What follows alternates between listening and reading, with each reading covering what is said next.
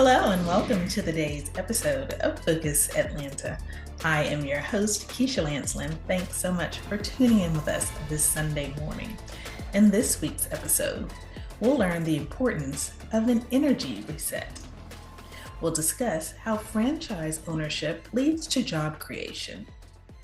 We'll learn the symptoms of severe asthma, and we'll begin learning about the rising cost of pharmaceuticals. I'm here with Antonio Chacha. Thanks so much for making time for us here on Focus Atlanta. Let's kind of start at the beginning. What should we know about how we're spending our funds on pharmaceuticals and how those prices are fluctuating and rising in many cases?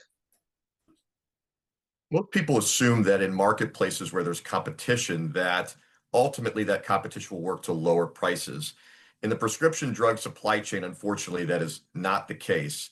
There are a number of problems like government pricing distortions, misaligned incentives between insurance companies and payers that ultimately put manufacturers in a position to not have to compete on price. So as a result, every year the prices of medicines become higher and higher, meaning that consumers are increasingly faced with high risk when it comes to buying their medicines at the pharmacy counter, and that extends to the government programs and the employers who are paying for benefits on those patients' behalf. What are pharmacy benefit managers? So in a world of bloated and inflated prescription prices, pharmacy benefit managers were brought in to act as a counterweight to essentially work on behalf of employers and patients to say, no, the price is too high. We're going to negotiate something that is in fact much lower than what pharmacies and manufacturers want to charge. Sounds great, right? But unfortunately, just like everybody else wants to make more money off prescription drugs, so too do those PBMs. And so over time, as they've grown, they've become another proverbial mouth to feed. And the challenge becomes that the higher the prices go, the more money the PBMs can make. So, in terms of who is advocating for us, the consumer, who is that? Who is that entity? Is there an entity that's kind of advocating on our behalf? I wish it were so simple. For a consumer, unfortunately, they're really their own advocate is themselves. A lot of patients are kind of passengers in the vehicle.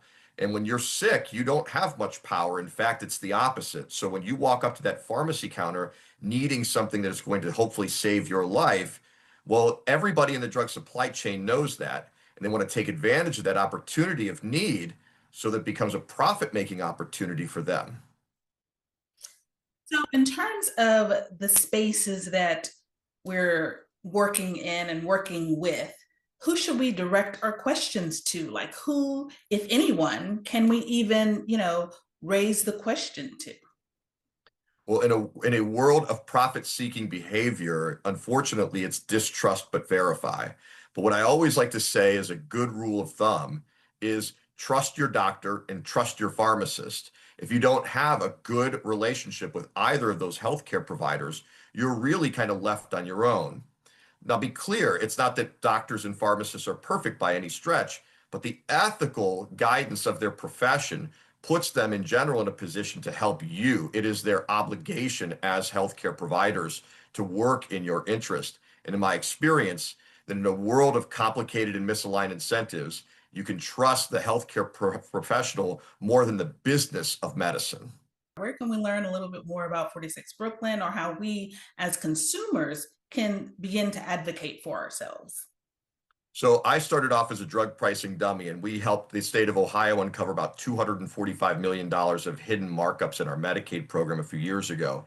We decided to use all the data that we uncovered and give it away for free. And we started building a repository of public-facing information at 46brooklyn.com, where if you want to learn about the nuances of the drug channel, or if you want to become a drug pricing nerd, as exciting as that sounds, you can access the data for yourself and learn about how the system actually works there.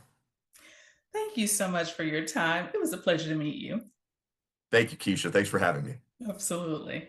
All right, guys. I know that it seems a little daunting to have prices fluctuating on you and you feel like you have no control? Well, perhaps this is your starting point. We can learn more, we can do better. Go to the website and see what you can find out.